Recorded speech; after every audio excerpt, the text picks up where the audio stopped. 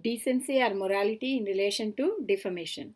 This is one of the exceptions to the fundamental right to freedom of speech and expression guaranteed under Article 19, Clause 1, Subclause A of the Constitution. Some of the laws which embody restrictions on the right to freedom of speech and expression in India in the interest of decency and morality are Section 292 and 293 of IPC, which makes obscenity a punishable offence. The Cinematograph Act 1952 prohibits the certification of a film for public exhibition if the film or any part thereof is against the interests of morality and decency. The Dramatic Performance Act 1876 empowers the government to prohibit public dramatic performances on the ground of obscenity. Section 11 of the Customs Act 1962 empowers the government to prohibit or impose conditions on the import or export of goods in the interest of decency and morality. Section 20 of the Post Office Act 1898 prohibits the transmission by post any material on the ground of decency or obscenity.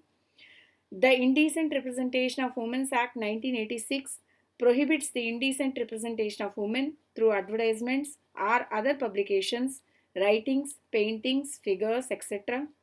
Section 2C of the Act defines the indecent representation of women as the depiction in any manner of the figure of a woman, her form, her body, or any part thereof in such a way as to have the effect of being indecent or derogatory to or denigrating women, or is likely to deprave, corrupt, or injure the public morality or morals.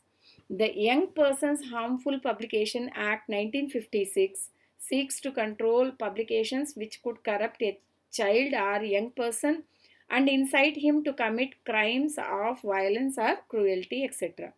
Section 67 of the Information Technology Act 2000 prescribes a penalty in respect of publication, transmission in electronic form, material which is lascivious or appeals to prurient interest or has the effect of tending to deprave and corrupt its likely audience. This is how in India the freedom of speech and expression has been restricted in the interest of decency and morality. Now, coming to the understanding of the expressions morality and decency. Morality and decency are not synonymous. Decency and morality are vague. They are elastic notions that evolve with time and social change and differ from culture to culture. What may be morally acceptable to one section of society may be shocking or offensive to another. The word decency in Article 19, Clause 2 is often run together with morality, forming the compendious term decency or morality. Since judicial discussion tends to focus on the meaning of morality, the word decency tends to get subsumed within the meaning of morality. As I already explained, decency or morality vary from society to society and time to time depending on the standards of morals prevalent in the contemporary society. Before moving on to the case laws, let us understand what is obscenity. Obscenity is the term derived from the Latin word obscenium. Obscenity means foul, repulsive, detestable, which offends the prevalent sexual morality of the time. The term obscenity is most often used in a legal context to describe expressions in the term of words, images, actions, etc. In State of UP versus Thakur Prasad, the Apex Court defined obscenity as the word obscene, though not clearly defined in the IPC, must be taken as meaning offensive to chastity or modesty, expressing or personating to the mind or view something that delicacy, purity, or decency forbid to be expressed, anything expressing or suggesting unchaste and lustful ideas, impure, indecent, and lewd. The definition of what exactly constitutes an obscenity differs not only from culture to culture, but also between communities within a single culture and also between individuals within those communities also. Obscenity is also a legal term that applies to anything offensive to morals and is often equated with the term pornography. However, pornography is a limited term which refers to the erotic content of books, magazines, films, and recordings. Obscenity includes pornography but may also include nude dancing, sexually oriented commercial telephone messages, etc. Used often in the context of decency and morality is the term obscenity. Obscenity is expressly prohibited by Section 292 of Indian Penal Code. IPC in Section 292 to 294 lists some offences: selling obscene books, selling obscene things to young persons, committing an obscene act, or singing an obscene song in public place. In Ranjit Udeshi versus State of Maharashtra, the Apex Court, while uploading the constitutional validity of Section 292 of IPC, held that this provision can be imposed as a restriction upon freedom of speech and expression because the law against obscenity seeks to promote public decency or morality, a ground mentioned under Article 19, Clause 2. Finally, the concept of obscenity is related to morality in our society and it promotes the violation of the law and the general corruption of morals. Now, let us look into the case laws. Ranjit Udeshi versus State of Maharashtra. The most famous case this is. In this case, the appellant was the owner of a bookstall which sold Lady Chatterley's Love, which contained obscene matter and thereby committed an offence punishable under Section 292 of IPC. In this case, the court first interpreted the word obscene to mean that which is offensive to modesty or decency, lewd, filthy, and repulsive. In determining what can be classified as obscene, the court held that regard should be had to our community morals and standards and whether the material appeals to the corner side of the human nature or having that tendency.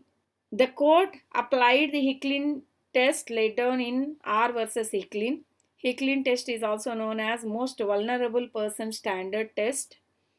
The Hicklin test was based upon the effect of a publication on the most vulnerable members of society, whether or not they were likely to read it. That means if a sensitive person, if reads the alleged content, if he is immorally influenced on the sexual side of the content, rather than the rightful message lying behind the content, then the same may be declared as obscene. Chief Justice Cockburn in R versus Hicklin laid down that the test of obscenity is this: whether the tendency of the matter charged as obscene is to deprave and corrupt those whose minds are open to such immoral influences and into whose hands the publication of this sort may fall. It is quite certain that it would suggest to minds of the young either sex or even to persons of more advanced years thoughts as a most impure and libidinous character. Further, the Supreme Court, applying the doctrine of literary merit and prepondering social purpose, held that where art and obscenity are mixed, what must be seen is whether the artistic, literary, or social merit of the work in question outweighs the obscene content or not. In other words, where art and obscenity are mixed, the element of art must be so prepondering that as to overshadow the obscenity or make it so trivial or inconsequential that it can be ignored. Obscenity without preponderating social purpose or profit cannot have the constitutional protection of freedom of speech and expression. Applying this test, the court held that the book held no social gain for the public, which could overshadow the obscene element. Finally, the Supreme Court confirmed the conviction and rejected the challenge to the constitutionality of Section 292 of IPC, holding that it constituted a reasonable restriction on the right to freedom of speech and expression under Article 19, Clause 2 in the interest of decency and morality. Now, to conclude, this case is very important because for the first time the Indian courts applied the Hicklin test and held that there is a difference between art and obscenity. When art is overshadowing the obscenity, art should be upheld. When obscenity is overshadowing the art, then obscenity should be removed. The court in this case also applied the doctrine of literary merit and prepondering social purpose, test. Now coming on to the next case, the Supreme Court in Chandrakant Kalyan Das Kokodar versus State of Maharashtra deviated from the Hicklin test, that is most vulnerable person standard, and applied the likely audience test or likely reader test recognized under section 292 clause 1 of the IPC. That means what must be considered is the impact on those who could be reasonably be expected to gain access to the publication. In other words, the test was based on the target audience, not the person whose hands the book might stray into. In Chandrakant Kalyandas Kokodar case, it was observed by the Supreme Court of India that the tendency of the matter is to deprave and corrupt those minds which are open to immoral influence and into whose hands the book may fall, but if the propagation of idea, opinion, or information be for public interest, it would not fall within the mischief of obscenity. Further, in Samaresh Bose versus Amal Mitra case, the Supreme Court attempted to define vulgarity. Vulgarity was interpreted as what arouses a feeling of disgust and revulsion and also boredom, but does not have the effect of depraving, debasing, and corrupting the morals of any reader of the novel. The importance of this case is that the court draw a line between obscenity and vulgarity and observed that a vulgar writing is not necessarily obscene. Vulgarity arouses a feeling of disgust and revulsion and also boredom, but does not have the effect of depraving, debasing, and corrupting the morals of any reader of the novel. Whereas obscenity has the tendency to deprave and corrupt those whose minds are open to such immoral influences. Further, the Supreme Court in this case held that the concept of obscenity is molded to a very great extent by a social outlook of the people who are generally expected to read the book. The court in this case also held that the judge, while judging the case of obscenity, had to try to place himself in the position of the author, and from the viewpoint of the author, the judge should thereafter place himself in the position of a reader of every age group in whose hands the book is likely to fall, and should try to appreciate what kind of possible influence the book is likely to have in the minds of the reader. The judge should thereafter apply his judicial mind dispassionately to decide whether the book in question can be said to be obscene within the meaning of section 292 of the IPC by an objective assessment of the book as a whole, and also the passage complained of as obscene separately. Now coming to the K. Abbas versus Union of India. This is one of the important case because it is also dealt under the censorship also. This is famously known as a Tale of Four Cities case. The petitioner is a film producer and he produced a film called A Tale of Four Cities, which depicted the contemporary realities of the life in Bombay, Calcutta, Delhi, and Madras. For the petitioner applied for the grant of U certificate to the censor board, but censor board recommended A certificate to his movie. This decision was confirmed by the revising committee. On appeal, the central government recommended a U certificate on a condition that if a scene set in the red light district in the film is removed, the disputed scene suggestively portrayed immoral trafficking, prostitution, and economic exploitation by pimps. The scene was considered by the central government as unsuitable for children. The petitioner filed a writ petition before the Supreme Court arguing that his freedom of speech and expression was violated because, firstly, prior censorship itself cannot be tolerated in freedom of speech and expression, and secondly, if any censorship is allowed, it must be on non-arbitrary grounds. Coming to the decision part, in this case, the court held that pre-censorship and censorship both are covered under Article 19 Clause 2. Hence, both are valid and can be imposed on freedom of speech and expression. Now coming to the second issue, with respect to the issue of insufficient guidelines in the Act and the arbitrary exercise of the powers under the Act. The court rejected the argument, but court recommended that guidelines shall draw a distinction between artistic expression and non-artistic expression in assessing obscenity.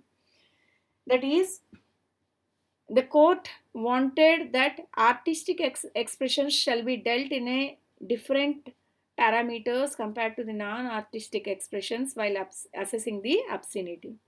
In this case, Justice Hidayatullah criticized the government by stating that the government failed in classifying artistic and socially valuable work from their obscene and indecent work. The court in this case expressed its dissatisfaction that the law showed more concern for the depraved rather than the ordinary moral man.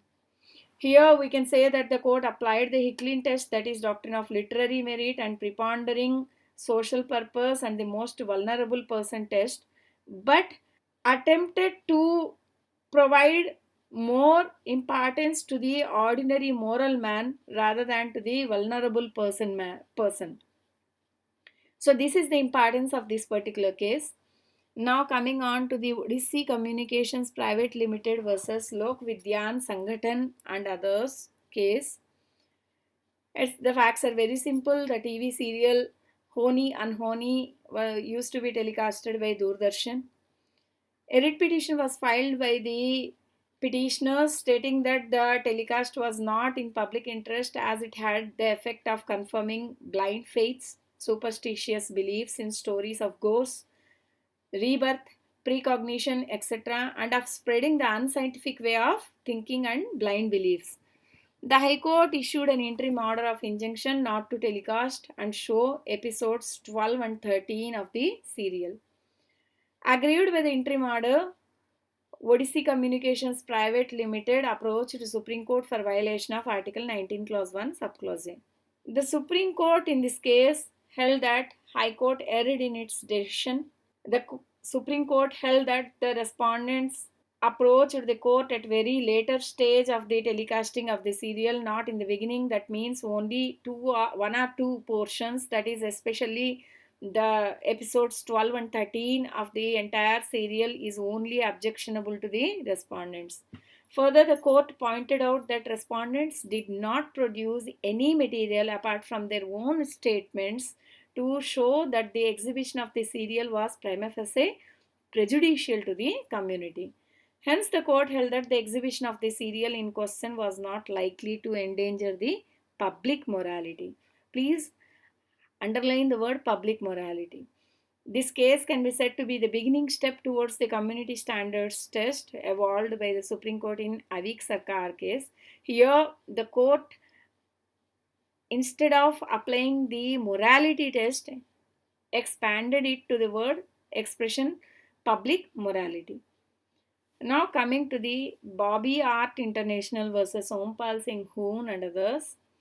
This case is famously known as Bandit Queen case. In this case, the appellant had produced a film titled Bandit Queen based on a true story of a village girl who was raped and brutalized and who thereupon became a member of a criminal gang to avenge her humiliation. The film contained explicit scenes of rape and nudity. The revising committee had granted an A certificate subject to certain modifications in the film. The respondent filed a writ petition in the High Court for the quashing of the certificate on the ground that the portrayal of the protagonist was aberrant and unconsignable and a slur upon the womanhood of India. According to Ompal Singh, the film depicted his community, that is Gujar community, in a depraved way which lowers his self-respect.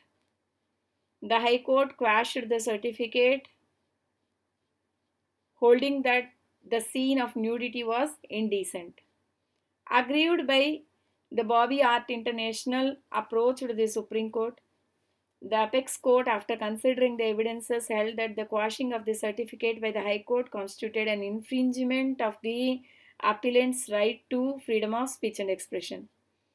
The Apex Court held that the guidelines issued by the central government under Cinematograph Act 1952 requires the authorities concerned with the film certification to be responsive to the values and standards of society and take note of social changes. The court also mentioned that the central government under Cinematograph Act 1952 is required to ensure that artistic expression and creative freedom are not unduly curbed. The film must be judged in its entirety from the point of view of its overall impact. The court further stated that a film that illustrates the consequences of a social evil necessarily must be shown as social evil only.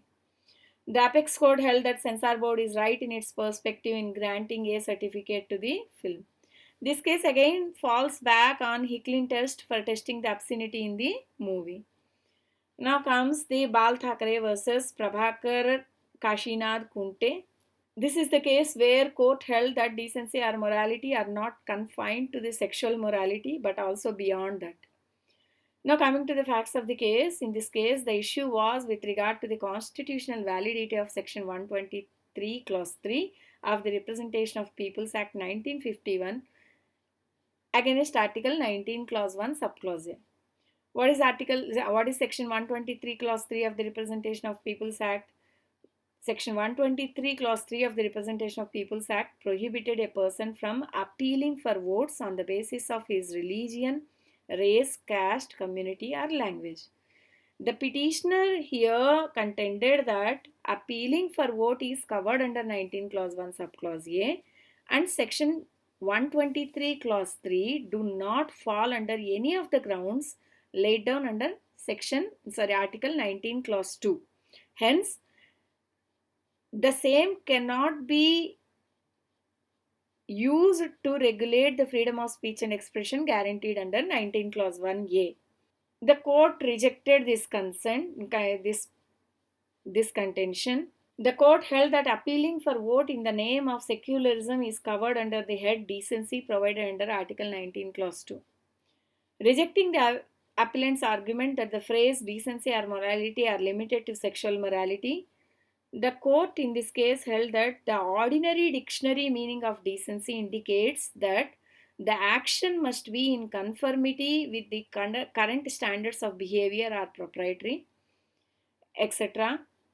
In a secular polity, the requirement of correct behavior or propriety is that an appeal for votes shall not be made on the grounds of the candidate's religion, which by itself is no index of the suitability of a candidate for membership of the House.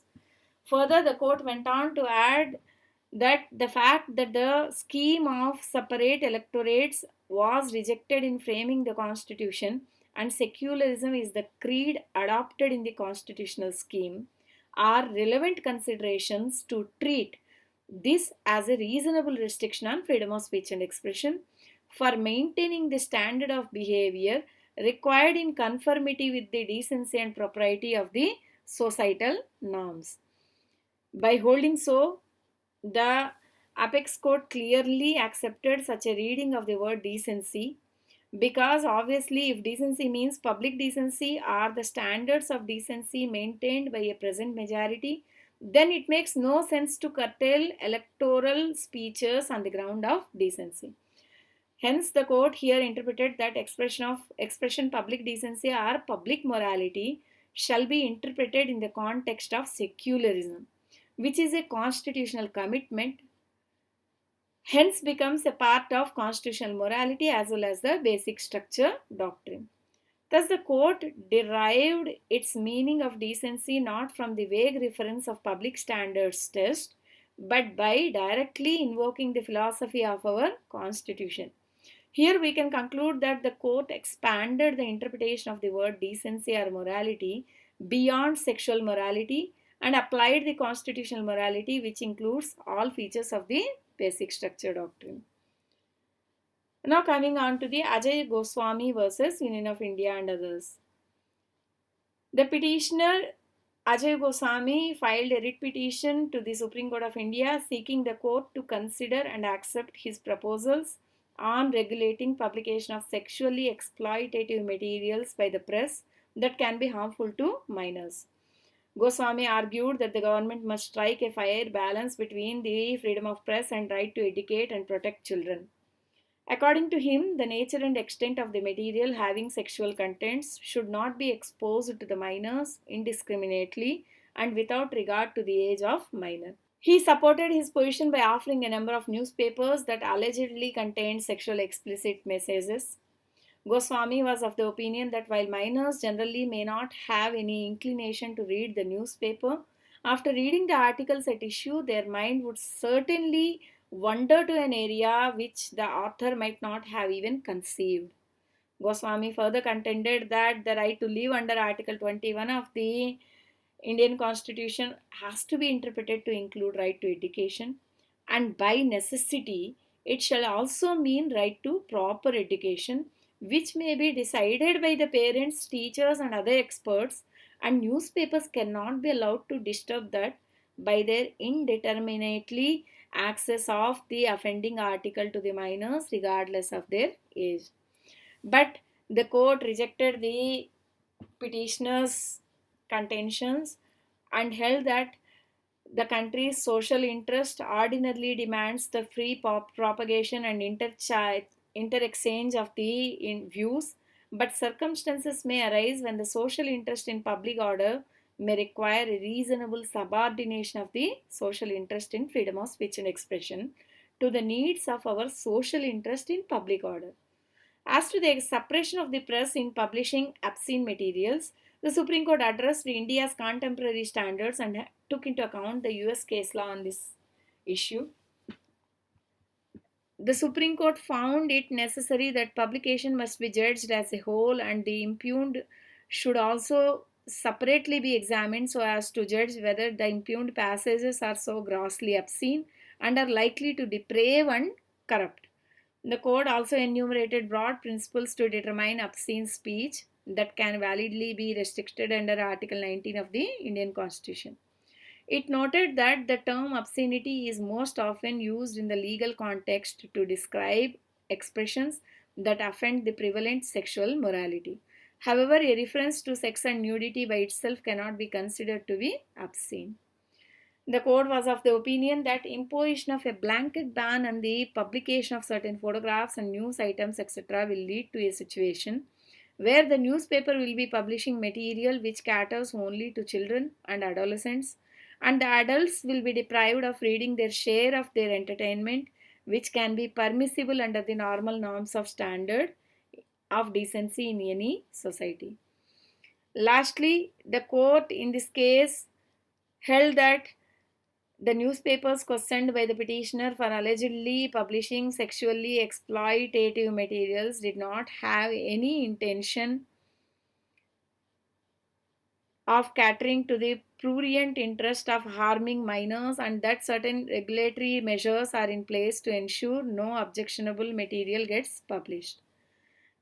Basing on the foregoing analysis and the US case law, that is Renault versus American Civil Liberties Union, the court dismissed Goswami's petition for failure to establish the need and requirement to curtail the freedom of speech and expression. The court further held that sex and nudity itself cannot be considered obscene. Now, the next case is with regard to the Kushbu versus Kaniyammal. Kushbu is a well-known actress in South India. Kushbu expressed her personal opinion in India today for societal acceptance of premarital sex. 23 criminal complaints filed against her, mostly in Tamil Nadu, for offences under Section 499, 500 and 505 of IPC and Sections 4 and 6 of Indecent Representation of Women Prohibition Act 1986. The question which arose in the case is whether criminal proceedings against an actress who called for societal acceptance for premarital sex in live-in relationships could be sustained. It was argued that public morality was strongly supportive of limiting sexual intercourse to the marital relationship and that such statements would lead to deviant behavior which would adversely affect public notions of morality. The Apex Court quashed the criminal proceedings pending against Miss Kushbu. The court held that the institution of the numerous criminal complaints filed against Miss Kushbu was done in a malified manner. While the court accepted the present state of the law on obscenity, it also observed that notions of social morality are inherently subjective and the criminal law cannot be used as a mean to unduly interfere with the domain of personal autonomy.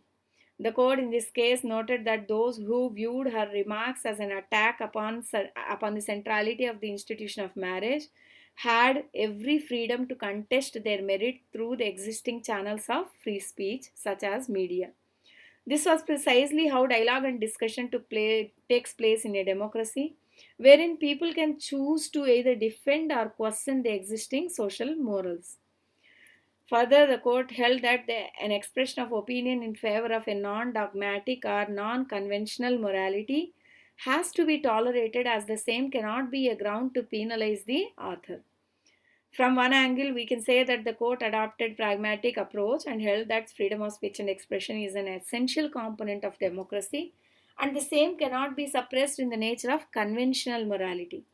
What is to be promoted and protected is the constitutional morality, which is part of basic structure doctrine. Now, coming on to the most important case, that is Avik Sarkar versus State of West Bengal.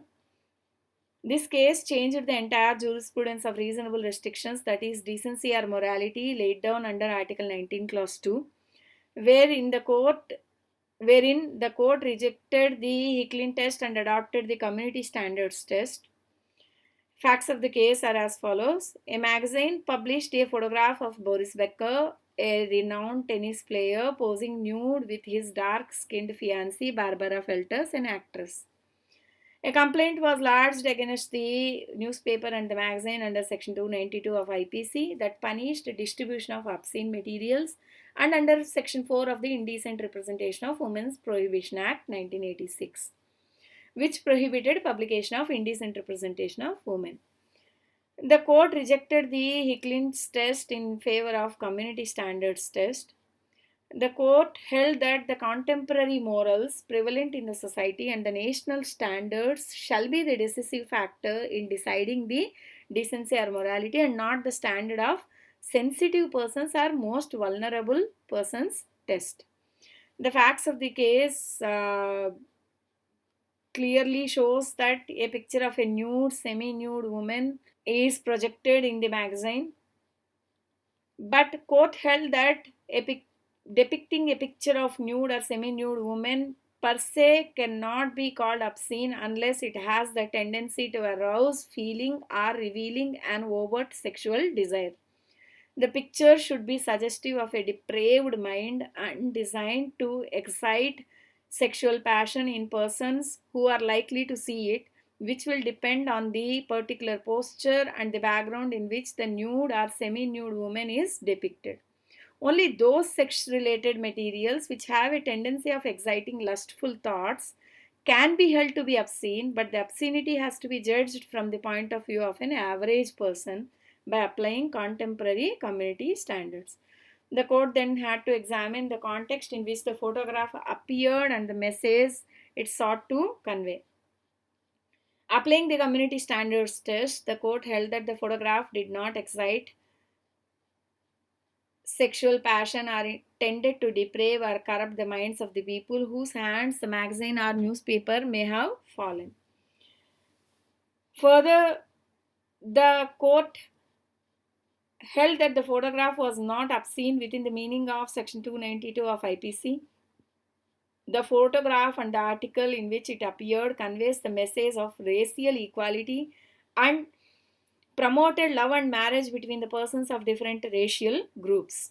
Accordingly, the court found no offense under Section 292 of IPC or Section 4 of the Indecent Representation of Women's Act 1986. So this case has reversed the entire jurisprudence of test of decency or morality from the Hicklin test to the community standards test. Now let us look into the post-Avik Sarkar scenario. I'll be presenting two important cases which are of the very latest which are very latest in nature. One is of 2018 and another is of 2019. Felix versus Gangadharan. This is a case decided by the Kerala High Court. This case arose from a writ petition that was filed by a citizen, Mr. Felix, complaining about a magazine cover that displayed a photograph of a mother exposing her breast to feed her baby. The photograph was accompanied by a caption, "Don't stare, we have to breastfeed." Mr. Felix filed the petition in the public interest, stating that the magazine cover was obscene and against public morality. He further stated that the cover violated provisions of the Protection of Children from Sexual Offences Act, the Juvenile Justice Act, and the Indecent Representation of Women Prohibition Act. The court found no basis to the claim that the cover was obscene and a violation of the Protection of Children from Sexual Offences Act, the Juvenile Justice Act, and the Indecent Representation of Women Prohibition Act. The court found nothing obscene in the picture or the caption and observed that shocking one's morals is an elusive concept, amorphous and protean. What may be obscene to some may be artistic to others. One man's vulgarity is another man's lyric. The court, with this statement, observed that the presence of nudity in sacred spaces in India and noted academic criticism of the laws on obscenity as failing to sufficiently protect freedom of speech and expression. In this context, the court opined that the effort to define, to confine, and to subjugate obscenity has never been smooth. Rather, the constitutional courts have decided to adopt the changing morals of the marching civilization and the changing societal sensitivities. They have begun to view obscenity from a prism of reality, from the context of contemporary societal moral standards. The court noted that over the years, the Supreme Court of India had progressively relaxed the rigors of the standards concerning obscenity and immorality to suit to the needs of the present day society.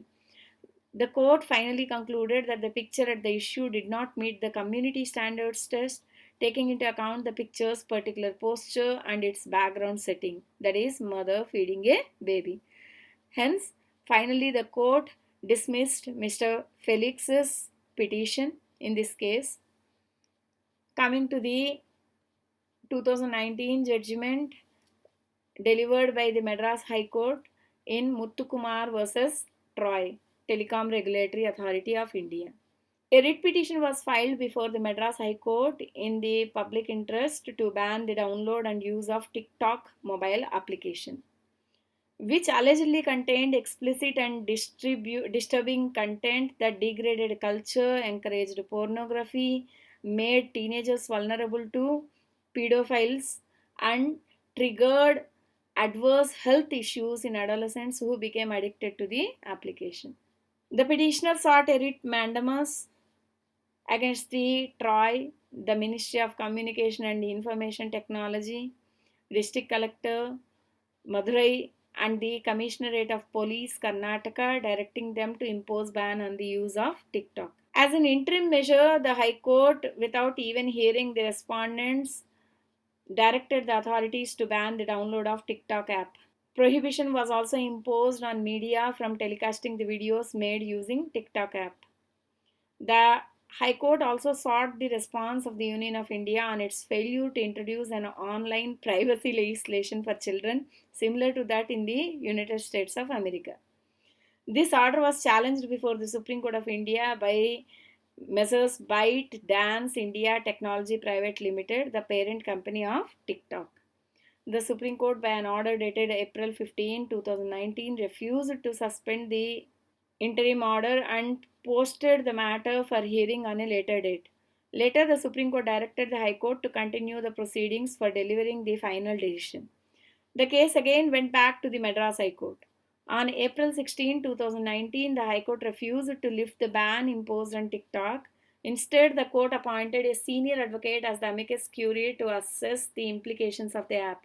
Thereafter, by an order dated April 22, 2019, the Supreme Court directed the High Court to decide on the matter, failing which the interim order of the High Court would automatically be suspended. Now, in compliance with the direction of the High Court, the direction of the Supreme Court, the High Court continued the proceedings. The court primarily considered the issue of whether the interim order had been correctly granted in view of the alleged adverse impact that TikTok cast on its users. The plaintiffs argued that the content uploaded on TikTok platform was blasphemous and obscene with pornographic undertones. TikTok's customer base included a large number of children and teenagers who were susceptible to cyber abuse and the adverse health issues arising out of the exposure to such explicit and disturbing content. It was the petitioner's case that use of TikTok had also led to multiple reported deaths in India. Finally, the petitioner submitted that obscene videos and inappropriate content still continue to be hosted in TikTok app. Therefore, the interim stay on the app should not be vacated. Now, coming to the respondents, TikTok and ByteDance submitted that the app had a robust mechanism in place to deal with the grievances which are being grievances against the inappropriate content uploading on the app. The respondents also contended that they are using an artificial intelligence moderation machine at the first level and human moderation machine at the next three levels to control the inappropriate content being uploaded on the app. On receipt of any complaint, the grievance officer of the TikTok and ByteDance would be directed to conduct an inquiry. Hence, the TikTok and ByteDance has taken all precautionary measures to regulate the uploading of the inappropriate content on the app. ByteDance also submitted that interim order violated the freedom of speech and expression guaranteed to them under Article 19, Clause 1, Subclause A. Further, the TikTok also mentioned that the ban caused irreparable harm by way of loss of jobs and financial investments and reputation of the company. And further, they also mentioned that after the issue of the interim order, they deleted 6 million videos which are found to be having the doubtful content. The court, after looking into all the facts and the arguments raised by both the parties, was also concerned about multiple reported incidents where women and children using cyberspace were victimized. But court was convinced that TikTok had a proactive takedown mechanism to deal with the content abuse and complaints. Hence, the court held that TikTok and ByteDance are ensuring that no negative or inappropriate content would be uploaded on the app, and they have a proper filtering mechanism, and there is a proper check on the cyber abuse from the side of the TikTok. By considering all these things, the court finally heard the matter and set aside the interim order as order of the Supreme Court dated April 24, 2019.